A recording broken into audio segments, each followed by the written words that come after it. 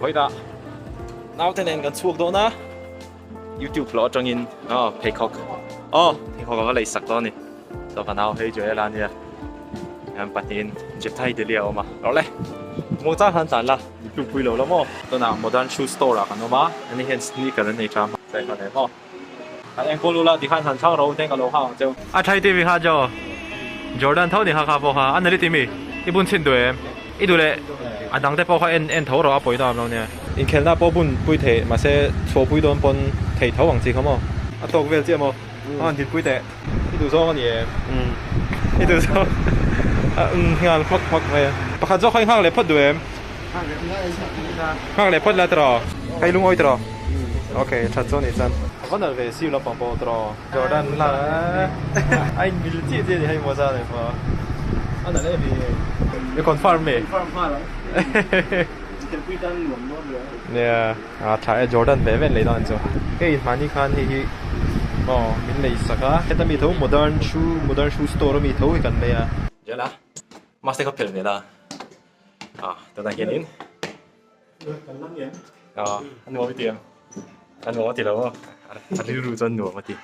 tất cả nó sẽ xuống lại đó mà tôi nào vest size tất cả nó mà giờ là hi jogger jeans tu hết tay nó có rồi hết tay ôm hoa hết rồi nên rồi khai vẫn là về ha to cái tiền xây dựng bộ tộc chứ nhỉ ha khai stretch thế mà không chả tộc rồi lúc ngồi em thì chân final lên hai tộc mấy đôi mày vào all summer bazaar vui thì khăn in thạc lắm mà cho nên iron là thuộc lại cho sau đó mình cần phải đó nè jogger jeans tiếc cần lấy đó mà vậy đang được về lệ chất này khai áo thật phải hôn tộc chứ hết rồi tay over rồi abu đi fit tộc chứ thà tay spring khai lăng thì cần thảo chú vào chứ nhỉ chân đó này French fries apa kacau? Ini pakai kacau.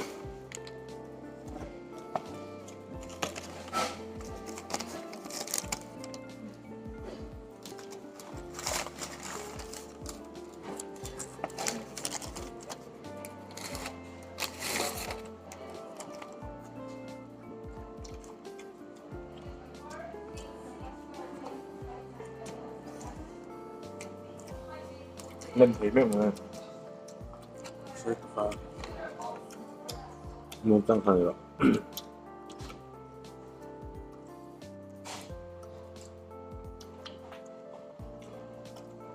mọi người lấy nên tỏ thế này bên dưới kìa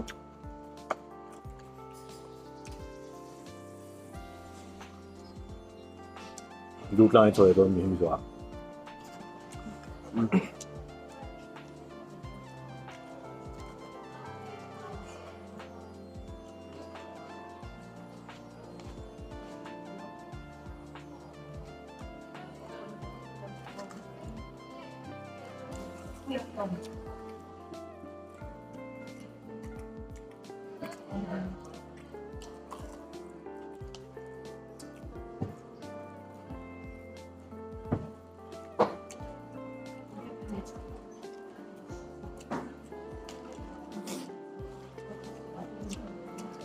jogger pants jogger jeans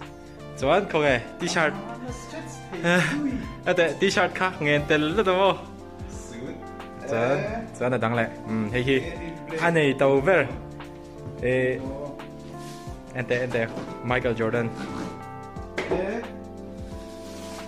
hiu mà tàu còn nói xem là bún tàu bể luôn YouTube lo tranhกันขี้ไล่ลักกันนี่เนี่ยวันโจอาเซตกิมินกันเลยสักเฮ้ยเอาเซฟอะโปฮีจอร์แดนเท่านี่อาชาเนี่ยอารอนชอกระวังตีหลอมแล้วไปจูบักอะKFCกันแล้วมุกบังสิไอ้เจอแล้วตอนนั้นเจอหลอม KFC ซูมาเซอัปปูมาอมเวกต่อได้เจสซาร์ตอนนั้นดีที่ข้าจันทร์ทัดเดียวเลยข้าจิ๋วจัดจังทำไมมาเซ่